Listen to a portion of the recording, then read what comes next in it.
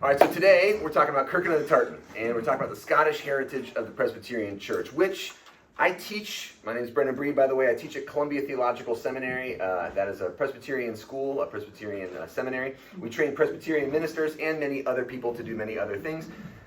But nonetheless, some of our students who come to our school, they say, gosh, you talk a lot about Presbyterianism. We have Baptist students, and we have some Pentecostal students, and we have some even Roman Catholic and Eastern Orthodox students, and they say, gosh, you talk a lot about being Scottish and things like this. We have bagpipes around, and we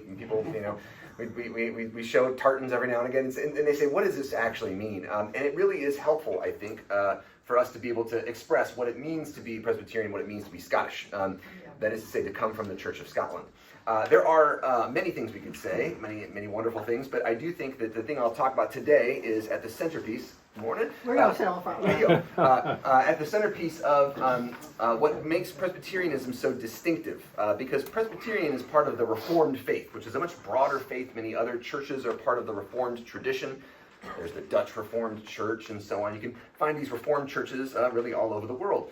They have their own distinctive emphases, but the Presbyterian Church is the Scottish Church.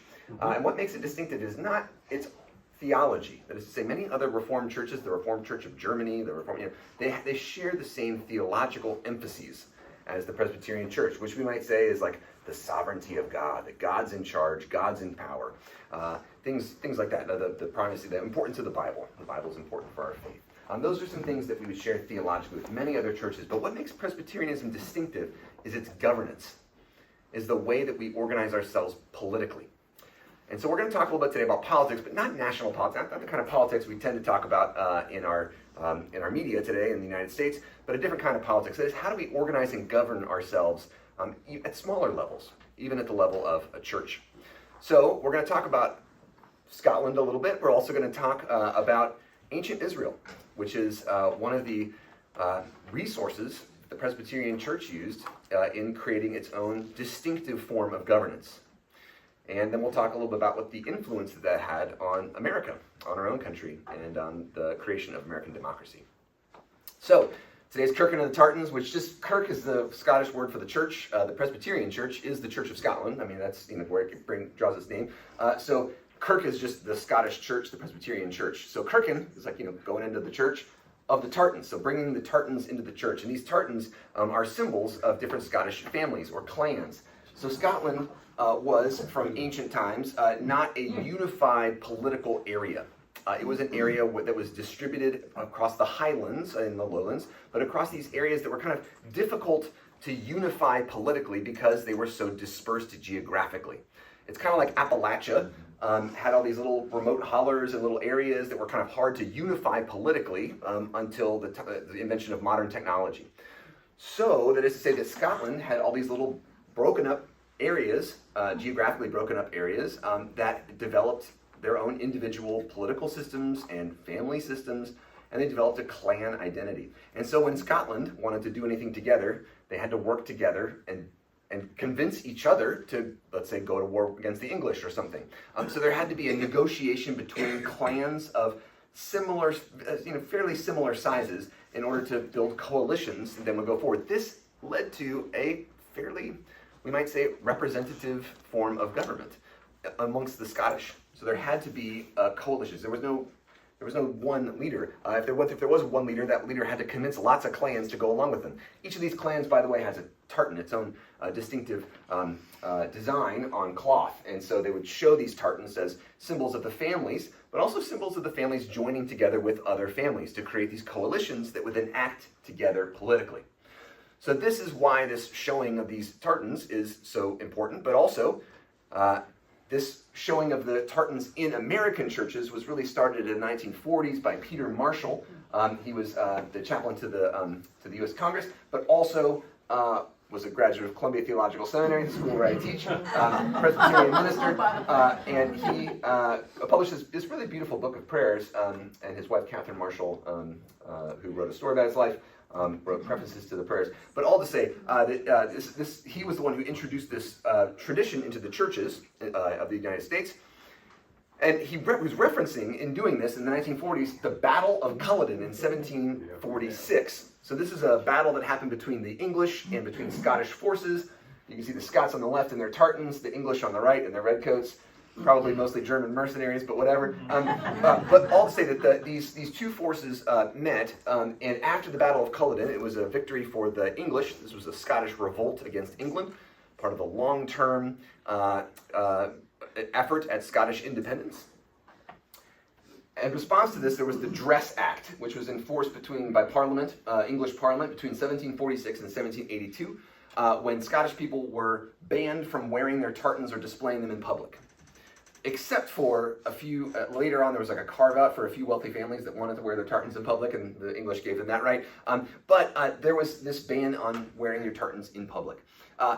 So the story goes that some people would show up to the church and have little pieces of their tartan and then would be blessed. And this is a way of the Scottish trying over a long period of time to really eradicate Scotland as an independent entity, as a cultural entity, also as a religious entity. So Scotland had formed as a single church, a unified Church of Scotland that was Presbyterian. In 1560, we heard about that today, the Scots Reformation, the Scots Reformed Creed, the Scots Confession. So Presbyterian really means that you follow this church that was started by John Knox and a few other people. John Knox himself was a Scottish man who became part of the Reformation and then fled for his life to Geneva, met with John Calvin. He said John Calvin's got a lot of good ideas. He became part of the Reformed movement, then returned to Scotland and started the Presbyterian Church. Now, Presbyterian really means presbyteros. It's a Greek word meaning elders. It's in the New Testament. And it seems that in the New Testament, there was Paul talks about the kind of hierarchies of the church, and there was an evolving group of leadership. But it seemed like there was a fairly democratic or representative structure of governance in the early church. That is to say, there wasn't just one person making all of the rules. The elders met together to make decisions in local churches. And Paul couldn't just tell them what to do. He did try to tell them what to do, but he had to persuade the elders to make decisions. And the elders were supposed to represent the people in the church.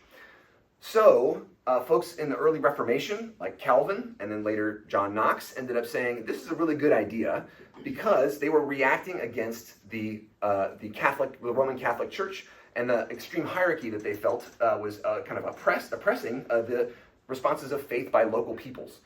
So there were kings of, let's say, England, also kings of Germany, the small German states, the King of France, who were repressing the Reformation by publicly executing people, trying to convince people not to join the newly Protestant churches like the Lutheran Church, but also the Reformed churches. So there was war and there was oppression, and the idea of John Knox, of John Calvin, was that a representative church body that had no single leader was going to lead to less oppression.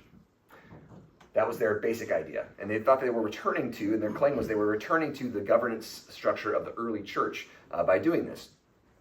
So the Scots Confession, which we read a little bit of today, from 1560, was really the presentation in the Scottish Parliament and the vote to actually make this the church, that there was no leadership for the church. There was no single leader, that there was a distributed form of governance. So this is a radical thing in the world in 1560, because John Calvin was trying to run a system like this in Geneva. There were a few other areas of what we now think of as the Swiss country that were the Switzerland that were running small cities based on kind of shared governance. But this was not typical in this part of the world. So that is to say, in England, in France, in Germany, the basic idea among most people was that you had to have a king because God told you had to have a king. This had been for many thousands of years, ever since the time of Constantine, the Roman emperor who converted to Christianity. This had been the reigning idea was that God made this person king. And that if you rebelled against this person, you were rebelling against God. It was God ordained. The divine right of kings was the way that people talked about this. And this is because of King David, right? God made king. Jesus was king. So they used this language in the Bible to be able to tell people that this was the way that God had made the world. And if you rebelled against monarchy, you rebelled against God. So this was a radical moment it was also tied up with Scottish resistance against the English crown. At the time, Henry VIII, remember him, the guy with all the wives? Yeah.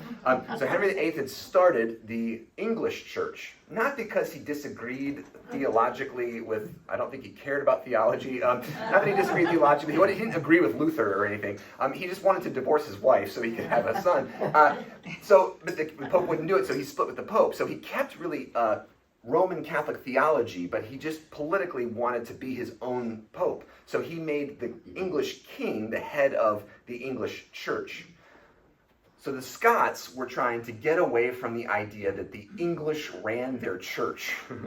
And the English king, who they had been fighting against for centuries, was now their spiritual master, as well as their political master. So this was deeply a kind of a cultural, but also a political dispute for them, as well as a religious dispute. So by claiming we have no king but Jesus, this is a really strong political claim, and it led to a lot of, the English didn't just take this lying down, right? That is to say that there was a long period of conflict involving the beheading of two kings and Oliver Cromwell and all sorts of stuff we don't have time to get into now.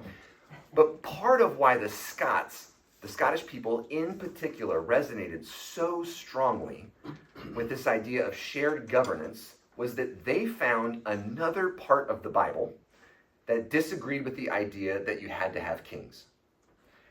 And for them, it was a biblical conversation as much as it was a political conversation. What they said was, actually, we read the Bible closely, and we don't think God likes kings very much. That was their main claim. So the Covenanters became this name for the Scottish people who tried to hold faith in their own understanding of how God wanted the world to be ruled. Here's the cross of St. Andrew, but also this Covenanter flag. The covenant, that is to say that this idea that they were covenanting together, that really Jesus was their king, and they were going to have put a Scottish king on the throne to try to rebel against the English king in the meantime. But the idea was that Jesus was their Lord. So we're going to, over the next few minutes, talk about the issue. What was actually unique and strange about the political system of ancient Israel? That the Scottish people in 1560 started to talk about these ancient Israelites so much and their form of political unity. And then why did Scotland in particular adopt this thought? And then how did these Scottish political ideas find their way into the United States and actually become the foundation for our Declaration of Independence and our Constitution? I don't know if you know this, but the Presbyterians were vastly outnumbered in terms of, vastly outsized or whatever for their percentage of the population among the signers of the Declaration of Independence.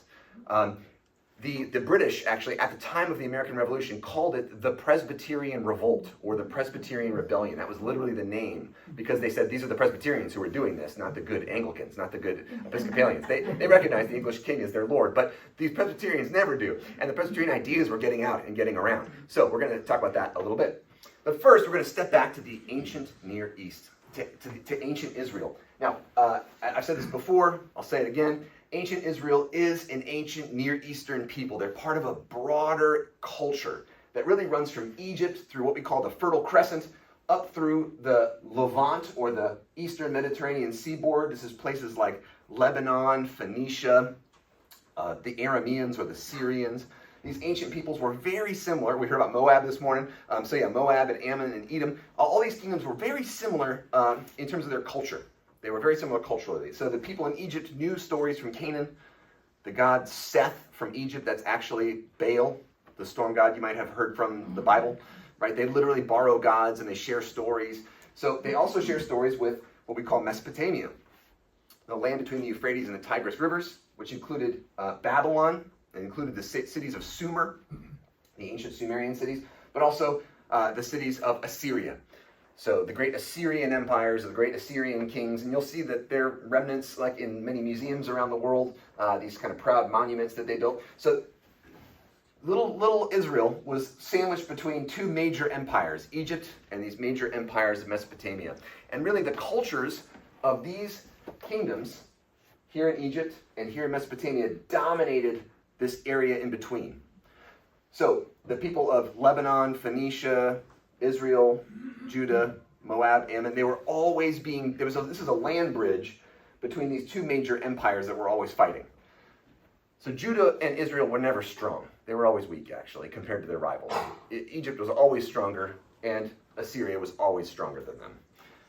But Israel was important because of location. They were between these two major empires. So they were in the middle of lots of fights. And they had some political games they could play because they could play one off against the other sometimes.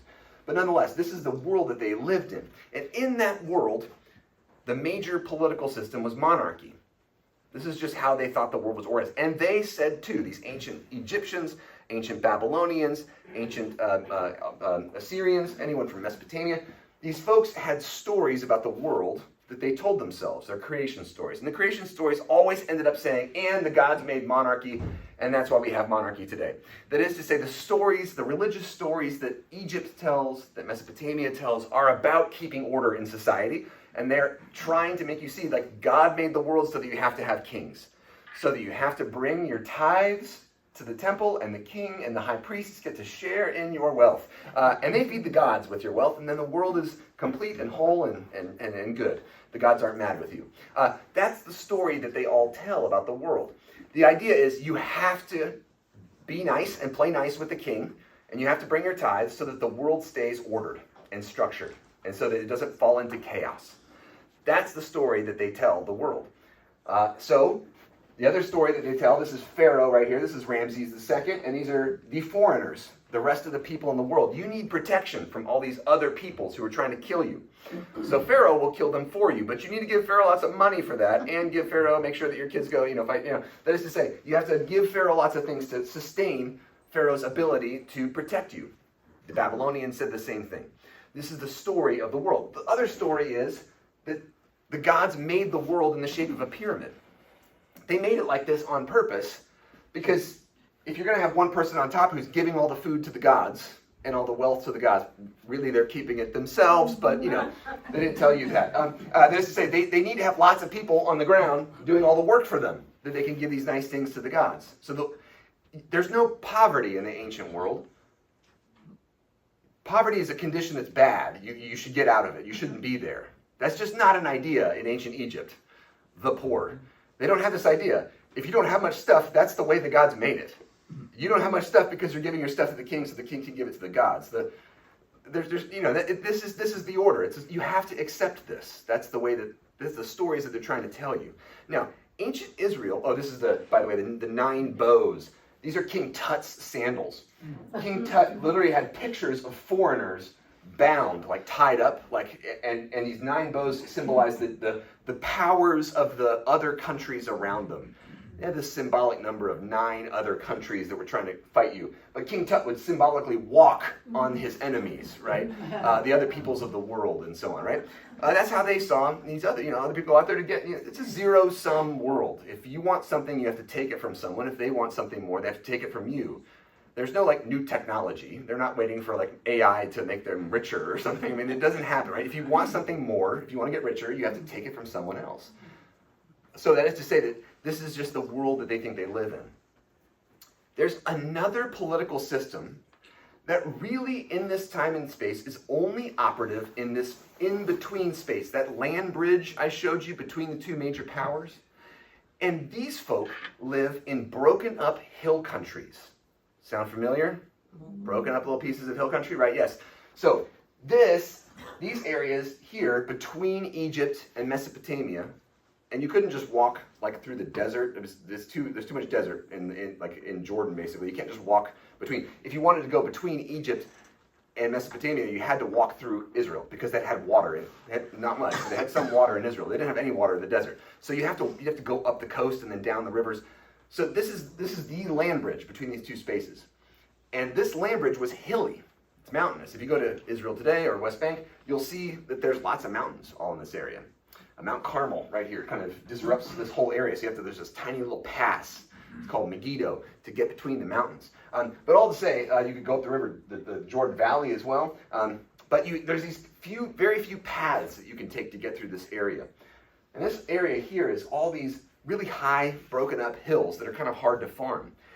So these areas had developed in contrast to flat Egypt that had lots of water, that was easy for kings to control, that was very different from Mesopotamia, also pretty flat, lots of water. They built irrigation canals. The king can see you no matter where you are.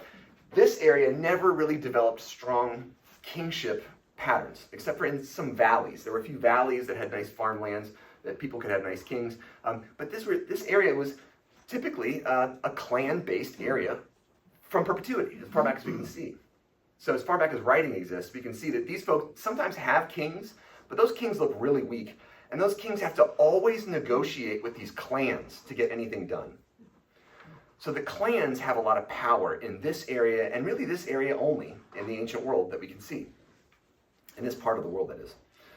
So we can see this at work in the Bible.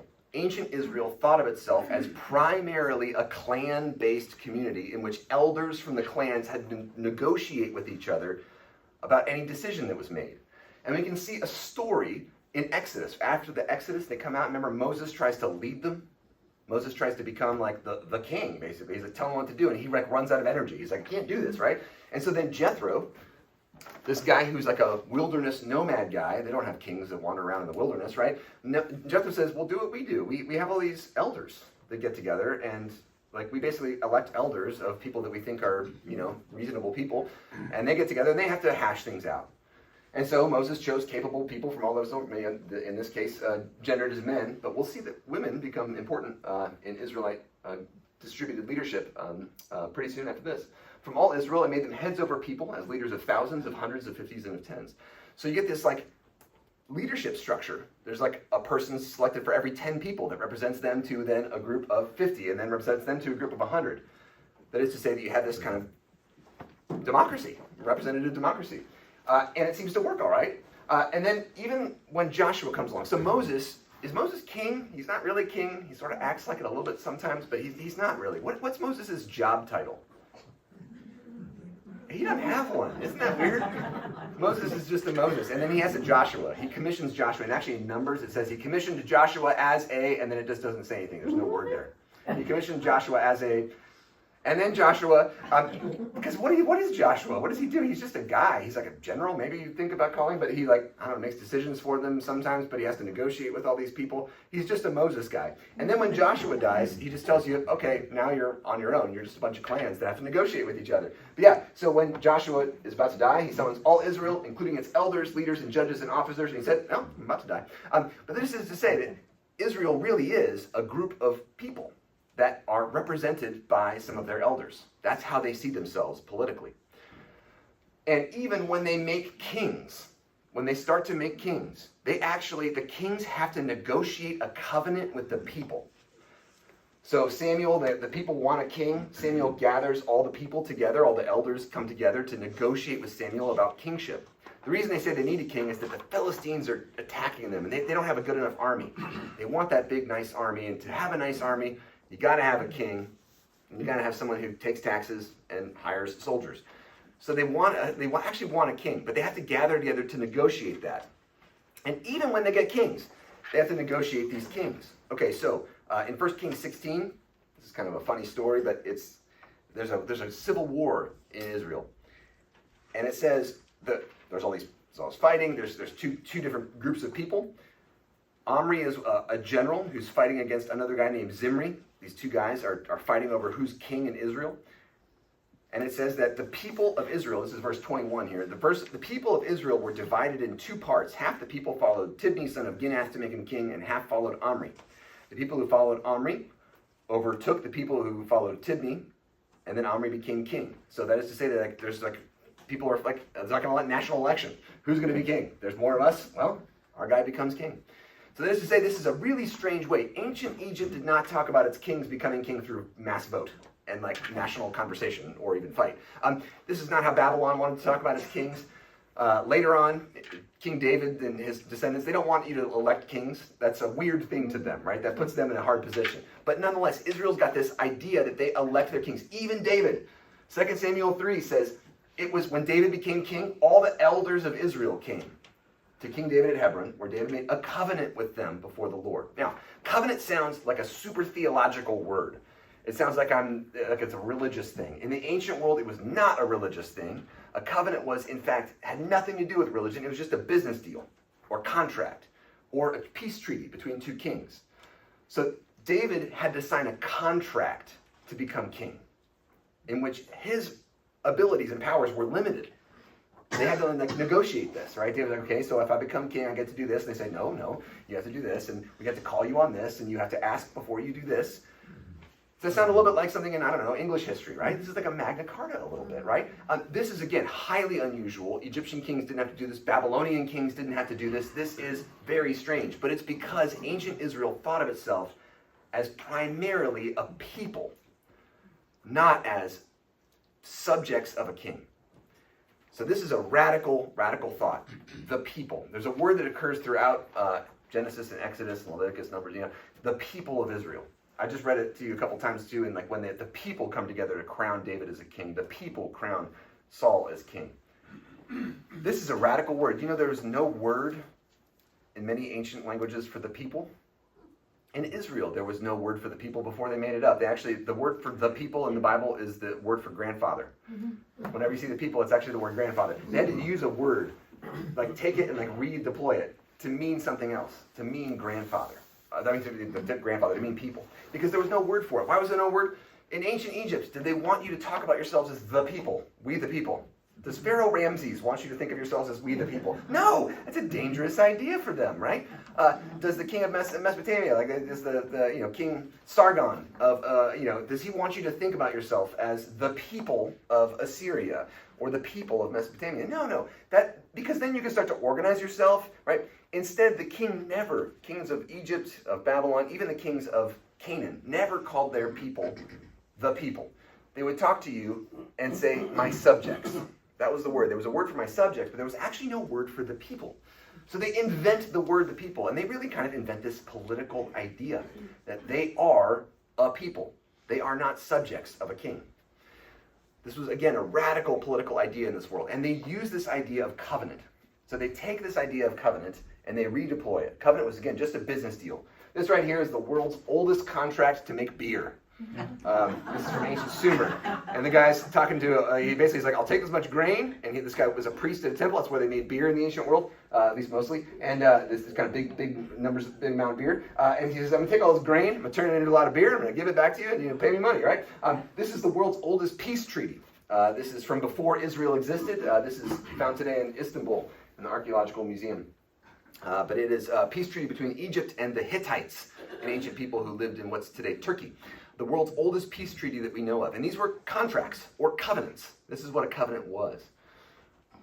So this peace treaty or this covenant was also something that we talked about in terms of family relationships. So when you got married, you signed a contract or a covenant. Today, if you attend a Jewish wedding, you'll see the signing of the ketubah, the contract.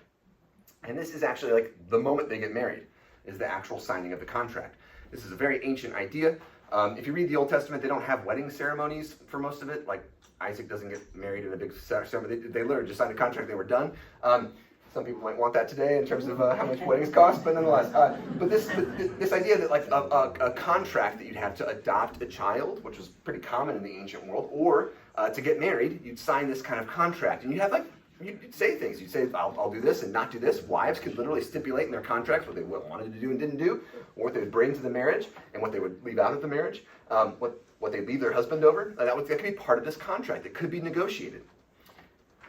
And we can see that this contract or covenant was really formative for how ancient Israel saw its own relationship to God and how they saw their relationship to their neighbor. And when Israel gets together with God at the mountain after being freed, they negotiate a contract or a covenant. That is to say, the covenant that we see in Exodus chapters 20 through 24, they're at the mountain. God gives them the 10 Commandments. That's part of a contract. God asks them if they want to sign it. And they have to say, in Exodus 24, God says, do you want to do this? And they say, yes, we will. That's a contract. They're signing a contract with their God. And that contract has some core values. We can see that the core value is God says, you got to care for your neighbor. You have to care for your neighbor. You have to care for the people that among you, especially those who are vulnerable. You have to care for the orphan, the widow, and the poor. This is in the contract. You got to care for these people, and you got to care for your neighbor who's in need. You got to care for these people. not just the people who you like or the people that, you got to take care of, even of the wandering stranger who's vulnerable. Anyone who wanders in, you got to take care of these people. This seems to be this kind of core element of ancient Israel's concern for the people. If we are the people, we got to take care of the people. And God tells them that. So when they sign this contract with God, and as you can imagine Scottish people reading this and saying, oh my gosh, like this is some big stuff. There's no king. There's no king when they sign this contract with God. Moses isn't king. They've rejected kings. God killed Pharaoh. I mean, there's no king. We're just a people, and the whole people responds to God. God says, do you want to do this? And it says everyone, from the oldest to the youngest, everyone in terms of gender, in terms of power, in terms of their social status, everyone gets to say yes or no. And the people say no, they get to leave. The people say yes, they follow. That is to say that you get a choice. And at the end of Joshua, when they come into the land, Joshua says to everyone who wants to hear, foreigners, people with them, who wants to join? Who wants to be part of this community? And people get to say yes or no. They lay out the stipulations. That is to say that they're joining this relationship, this covenantal relationship with their God, that whole people. Now, some crazy things about this covenant at Sinai that we see in Exodus. It's like recalled in Deuteronomy. This is the first known address from a God to an entire people. When God says in Exodus, in the Ten Commandments, that I am your God, you shall have no other gods before me. I am the Lord your God who brought you out of Egypt, out of the land of slavery. That's the first time in history that I know of. I've looked as far as I can, as much as I can, at Egyptian documents, at Mesopotamian documents, at Canaanite documents. First time in history that anyone can find in which a God is said to address a people as you, y'all, all of you. It's the first time in history we can see that. So the gods of ancient Egypt were not said to have spoken to a whole community. Why not? Because then that authorizes direct community to God relationship. The high priests don't want that. In Babylon, they don't talk like this. In Canaan, they don't talk like this. They want, the priests and the kings want to control your relationship to the deities so that you bring the food. This is not a direct relationship in the ancient world. So we see the Sinai covenant being radical, religious, radical revolution. God said, y'all, for the first time. And then, the first known claim that a people had made a covenant with the deity. Gods don't make covenants in the ancient world. Why not? Can you imagine Zeus making a contract with a human being? What's the problem with that? It's because Zeus is a god. That's the whole God thing. Zeus gets to do what Zeus wants, right? That's the whole point. So that is to say, making a contract or reducing a god to having to make a contract with the people is limiting to the god. It's like demoting the god in power. And ancient people didn't think that was a good idea. They didn't think that even made sense to them. Zeus never signs a contract. The gods of ancient Egypt, Isis and Osiris and Horus, they don't ever make a contract. But Yahweh does. Yahweh wants to make contracts with people. Yahweh wants to make deals with people. So, and that also means that you can call God on things.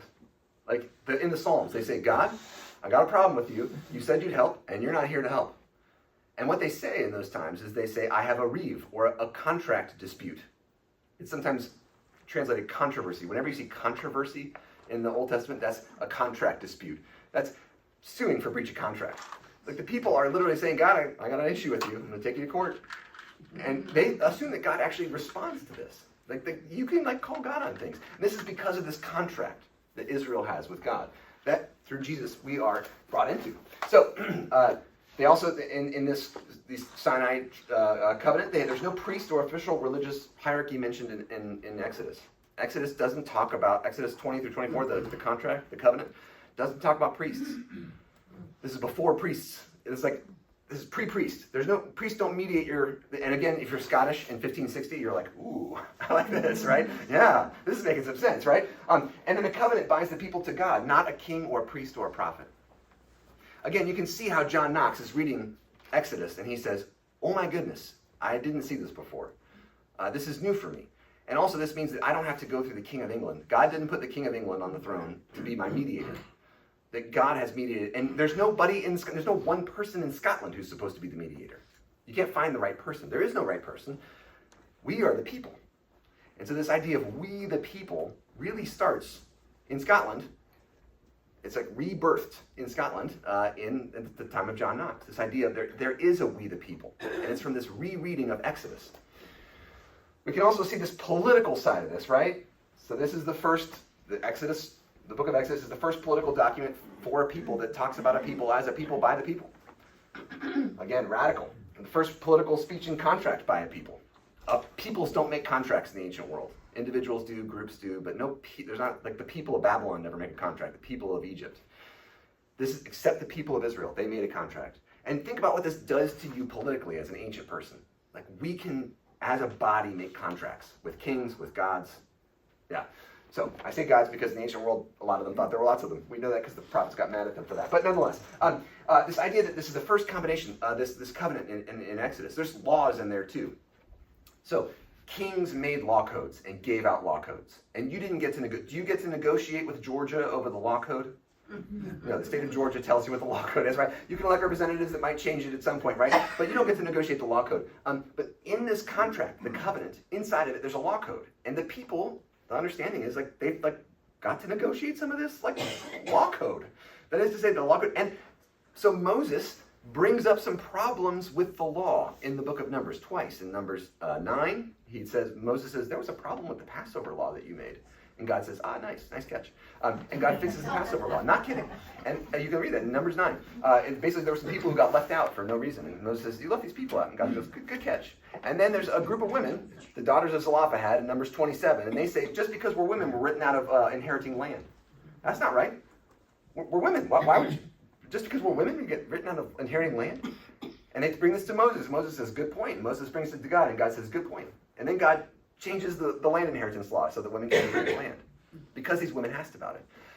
A lot of biblical scholars have said, why would this be in the Bible? And in part, people like John Knox in the early Reformation, they said, this is because it's our job as the people to negotiate these changing circumstances and try to figure out what would God have for us to do. God doesn't just give one law that's going to work for all people at all times and all places. People change over time. John Knox said and John Calvin said, and it's up to the people themselves to have to, like the daughters of Zelophehad, have these conversations about what we are to do today in our own time, in our own place. And so then John Calvin and later John Knox end up saying the people should decide not only about what to do inside a church, but also outside of it as well. So this begins to spread politically. Also, there's no king mentioned. Of course, they love that in Scotland. And this was not a bloodline limited group. People can join. That was a little bit different, right? This idea, there are some questions that people might have about this. I thought it was Abraham and Sarah and so on. That's just the family of Abraham and Sarah. We can see in Exodus 12 says it was a mixed multitude who left Egypt. Exodus 12, it was a mixed multitude who left Egypt. Lots of people leave, not just people who were bloodline relatives of Abraham and Sarah, but other peoples too. Egyptians left with them, other people who were enslaved, other people who were just visiting on business and thought, wow, these people are great, I want to leave with them. There are all kinds of people. Caleb, the famous guy Caleb from Exodus, and he goes through to Numbers and then into Joshua. That guy Caleb, no bloodline relation to Abraham and Sarah. He's just a guy who thought these people were really neat, and he got to join with them and then become a leader. So early Israel was not worried about bloodline or are you related to us. They were only worried about whether or not you wanted to join the covenant. Do you want to be a part of this group? So we can see that this was also like a revolution in many ways. Anyone can join. If you want to join the covenant, join the covenant. We can see how maybe we can start to think, how does this affect the way we see Jesus as king in the Gospels? Is Jesus just king like Rome's king would be king? That's how Constantine understood it. That's how Henry VIII understood it. I'm king, I got power. Jesus is king, Jesus is my buddy. Jesus gives me power to be king. The Scots Reformation starts to ask questions about this. Actually, isn't Jesus as king a very different kind of king than we might imagine as king? Isn't Jesus as king more like a king that is king in weakness and through weakness, king through trying to empower disciples to do this work instead of just kind of magically snapping the divine fingers and making everything better all at once? So Jesus becoming king in the Gospels follows a very different path than we might expect with most kings. I put this picture up here because this is the earliest depiction of the crucifixion that we've got that's made by a Christian. The date on this is sometime around 450 AD. I'm going to say that again. This is the earliest depiction of a crucifixion that we've got by a Christian, made in 450 AD. Jesus crucified sometime around 30-something AD. So it's 400 plus years that no Christian that we know of makes an image of the cross. Why? Because it's scandalous. Jesus is your king who died, who was murdered by the state, who was given the criminal's death. That didn't make any sense to a lot of people. This is what Paul means by it's foolishness to the world. And it's a weakness. This looks like weakness. And yet, and even when they depict it, look, he's like super strong. Like they start to depict Jesus as like a Superman on the cross, you know. Even then, this is post-Constantine, and now they're starting to reconcile with Jesus on the cross, but they're like, yeah, he had to be super strong. But the idea of Jesus being super weak on the cross, that's actually late, very late medieval idea. We start to only get that right about the time of the Reformation, right before the Reformation, this idea that Jesus was weak and dying on the cross. And this actually was hugely influential to Luther and then later Calvin, this idea that actually power is found through weakness, perhaps even political weakness, perhaps even through broken up political groups, the people. And people like Calvin and Knox started to look back and say, the early name for the church in the New Testament was ecclesia. Ecclesia. That was the name in Greek for the church. When you look at, it's translated church in the New Testament. You got the English translation here, and it says church. Whenever you see church, that's that word ecclesia. Ecclesia is a Greek word that means to be called out. It's a neat thing. We're all called out. We're called. Presbyterians like to be called. You know, that's great. But actually, this word is a political word from ancient Greece. It comes from Athenian democracy. This is the word for the town council. So Paul called the church the town council. Oh, that's great. This is literally the name for the church. It's the town council. The town being like anyone who wants to join the Christian faith, anyone who wants to follow Jesus. We get together and we all represent ourselves in this group, right? That is to say, we choose representative leaders. So Paul really is drawing from Athenian democracy to talk about his organization of the church. And Athenian democracy worked not by having powerful people get in charge. It happened sometimes. They were, tyrants. Thus always to tyrants, the reformers said. But the basic idea was that you were chosen by lot. The leaders of Athens were chosen by lot. The people who ran the different committees and things, like literally, it's just whoever got picked got to be on the jury that day, etc. So this idea that everyone was supposed to be involved in the leadership. This is actually what Paul ends up. This is his vision for the church. So we talk about Paul thinking about it. He goes to Athens and preaches and stuff. I mean, this seems to be formative for him that he's living in this political environment. He sees this as important for the church. So if you fast forward to the Reformation, you see these Reformation folks saying, "Oh my God, the name." They're learning languages again. They're learning Greek again, and they're part of this Renaissance. The Renaissance has happened in the last couple of centuries when the early reformers like Calvin, Zwingli are around. These guys are learning Greek. They're reading ancient Greek texts for the first time in centuries. And they're saying, oh my goodness, like the political stuff in ancient Greece is a lot like the Bible, like the ancient stuff from ancient Israel. This looks pretty similar. And Paul's talking in these terms, and Jesus in the Gospels is even using these terms as like democracy. And we certainly don't like the hierarchy of the church or the political hierarchies of our own local political leaders. So maybe there's something to this. And they start this Reformation. And when they reform the church, they start talking about covenants a lot. They talk about covenants because it limits, everyone gets a voice, everyone gets a choice in whether they join or not. Right? This idea that you aren't just born into a place and you have to become a member of the church. That is to say that people's voluntary desire to be a part of a community or to say that they have faith in God. That's why confessions are so important in the Reformed Church, because you have to confess your faith. It doesn't just happen. You can't just expect that like you were born in the church and that's you're kind of done. You actually actively confessing your faith, saying what you believe, actually is an important part of becoming part of this covenant community. Because you have to, in a covenant, say, yes, I do. Yes, I'm a part of that. You have to sign on the dotted line to be truly a member of the community. So they start talking about covenants. And the Latin word for covenant is fetus, which means that this is where the word federal comes from. So federal theology doesn't have anything to do with the U.S. federal government, sort of, in extension. But it has to do with covenants, just covenants. And so we start to get these folks, like John Knox, who start to talk about covenants and how important they are, and also political covenants, and how the church and the state need to think both in terms of helping people. Think of this also as being political, responsible. Everyone has to be responsible together to just make decisions of our body. This really important, now pretty much forgotten theologian, Johannes Althusius, is the guy who came up with federal theology in a political sense. He said God would probably prefer that we have these covenants even among our leaders. Like we probably should make our kings make covenants. Maybe we shouldn't even have kings. He's the guy who starts to really think of this through politically. And in the wake of Althusius, a lot of Scottish and English Presbyterian political thinkers begin to think about their church and their church polity. This is where Presbyterian polity or Presbyterian governance structure comes from. It's from this federal theology. And so that's why if you go to Pastor Cassie, Pastor Joe, and you say, I want this done, they can't just say, yes, I'll do that immediately. They have to say, we have to go talk to a committee. And that might be frustrating. But you have to talk to the committee because the committee is, and this is why they'll invite you to be part of the church and part of committee structures. It's not because they want you to have a boring life. It's because they literally don't want to be king and queen of the church. That is to say, right? I mean, you want to have your pastors are not president of the church. Your pastors are, in fact, people who moderate the life of the community in which all of us need to play this role of making decisions together and communicating together. And this will lead to conflict. And this will, everyone's got different ideas, right? We have to learn to kind of live in the midst of the messiness of this. It's sometimes easier to have a king who makes decisions for you. But ultimately, that king might make decisions that hurt you. And you don't have a voice in it. So we get things like the Westminster Confession of Faith, which do talk about politics somewhat.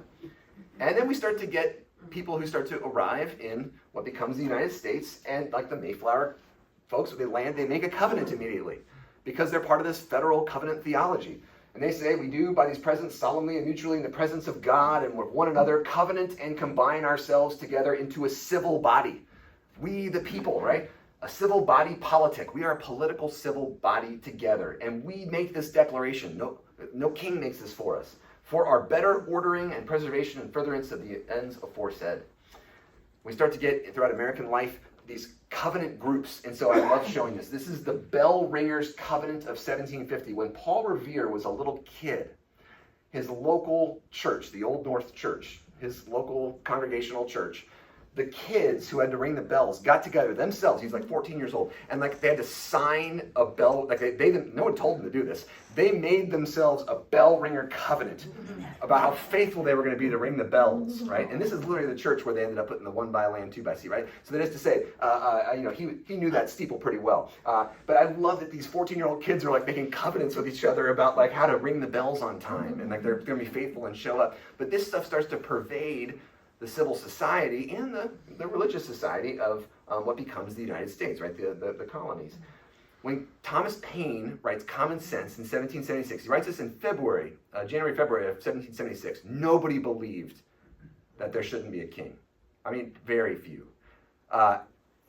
Almost everyone thought there should be a king because God will hurt us if there's no king. Even a lot of Presbyterians kind of thought in the back of their heads, right? It's like this ghost almost in the back of their heads, right? We should probably have a king.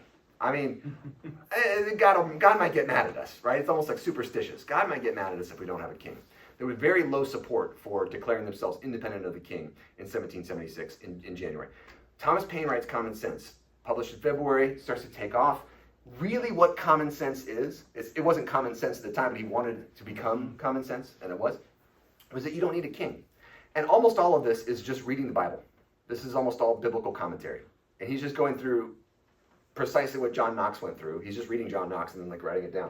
And it's look at Exodus. Look at the people of Israel, and look at 1 Samuel 8 when God says, actually, I don't like kings. I don't like kings very much. I prefer it when the elders get together and make decisions based on what they're trying to represent the people that they represent, their communities, their clans. So all to say that this comment ends up becoming really influential and borrows heavily from this Presbyterian thought. And Presbyterian preachers begin to say, we should probably split with England. This is why the English call it the Presbyterian Revolt, because they see this as coming directly from Presbyterian theology and polity. And so you get people like James Madison, John Adams, these folks who were Presbyterian themselves, who are leading this movement and who are really framing the idea of federalism, right? This idea that we have a contract with each other at all levels of government.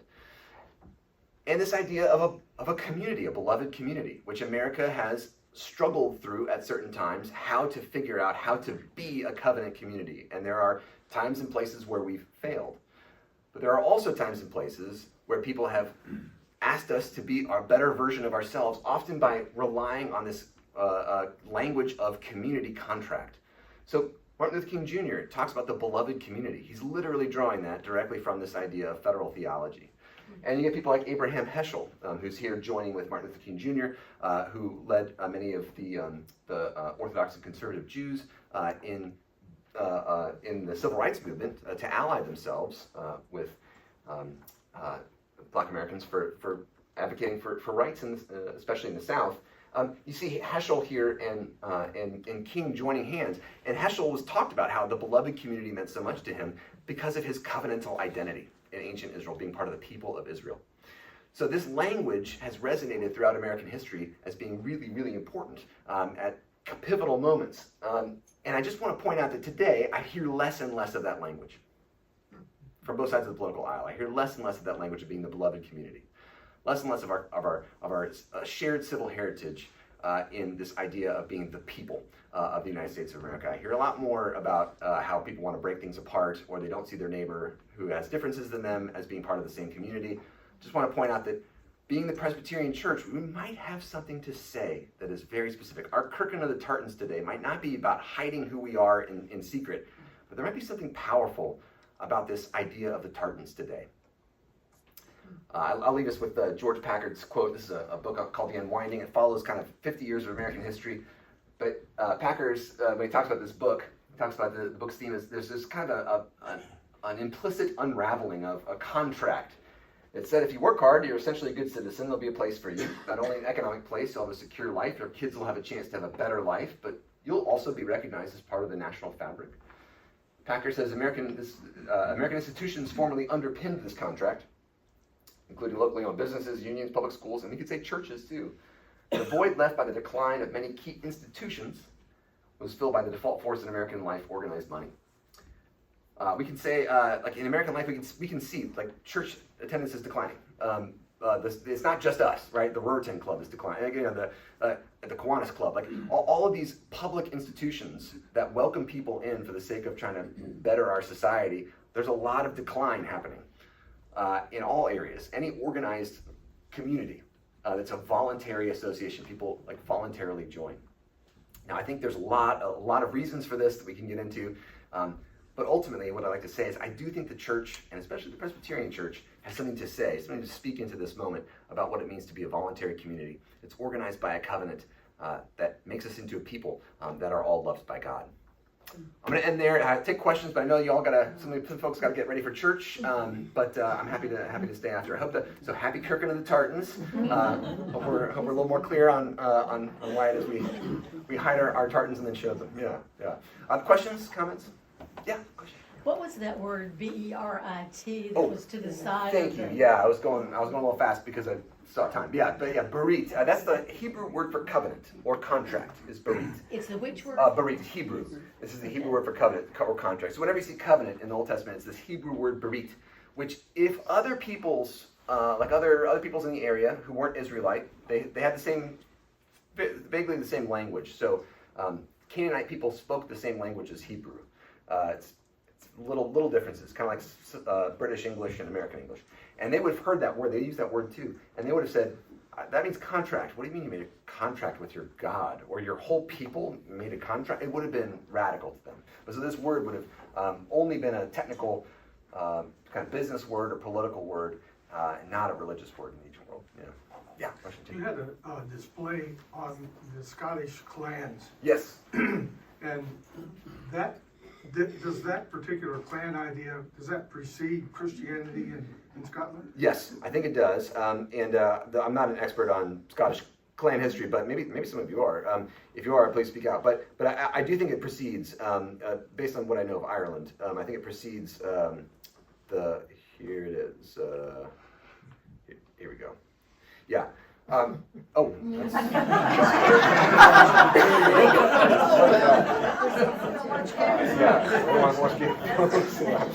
a little Game of Thrones in Scottish history. I'll say that. Yeah. There's a few things that are similar. But yeah, this is the Scottish clan. Yeah, these predate Christianity as far as we know. Maybe not in their exact names, and so I don't know the details of that. But I know in terms of Irish history as well that these are very old Celtic communities that would have been settled before the time of Christianity. But had engaged Christianity since the time of St. Augustine, not St. Augustine of Canterbury, but St. Augustine, who was sent by Rome to try to witness to England and Scotland in the 5th I had a century. follow-up question. Yeah. Will you be sharing the slides? I can put them on Google Drive. I can send an email to Pastor Cassie, who can send it out to everyone. Yeah, question? Oh, you said this, that you want that? I'm happy to share it. Yeah. Oh, do you have a question? No. Okay. Yeah, question? Yeah, question. Okay. Brennan, when can we hear you lecture again? Yes, excellent question. I will lecture during Advent. I'll be here, and I'll be here all 4 weeks of Advent. Yeah, and I'll be. Am I going to be here or up in the hall? You'll be in the sanctuary. I'll be in the sanctuary. So I'll be in the sanctuary during Advent. So may you come and share Advent blessings and learn a little bit about peace, hope, joy, and love. Thank you. Peace out.